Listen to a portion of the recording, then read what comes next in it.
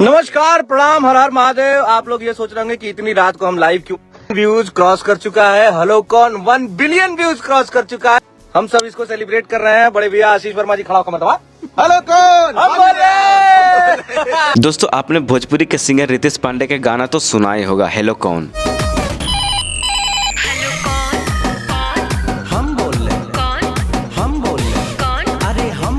और भोजपुरी इंडस्ट्री में 1 बिलियन का लकीर खींच चुके हैं, जिसकी खुशी में 2 बजे रात को ही रितेश पांडे इसका सेलिब्रेट करते नजर आ रहे हैं। और जिसने भोजपुरी के बड़े बड़े एक्टर सिंगर पवन और खेसारी के मुंह पर खुलेआम तमाचा मार दिया है। क्योंकि दोस्तों, भोजपुरी इंडस्ट्री में कोई भी सॉन्ग पर 1 बिलियन व्यू जाना बहुत कठिन बात है, जो कि रितेश पांडे ने असंभव को संभव करके दिखा चुके हैं। और हेलो कौन के 1 बिलियन व्यू के खुशी में पवन सिंह खुद लाइव आकर रितेश पांडे को बधाई दे चुके हैं। क्योंकि दोस्तों, भोजपुरी इंडस्ट्री में 1 बिलियन व्यू लाना पवन सिंह के लिए बड़े गर्व की बात है। ऐसे में दोस्तों, क्या पवन और खेसारी के गाने हेलो कौन गाने की रिकॉर्ड तोड़ सकते हैं? कमेंट करके जरूर बताइएगा हमको। और मेरे इस न्यूज चैनल को लाइक और सब्सक्राइब जरूर करें और सपोर्ट करें। अपने भाई को प्यार दीजिए।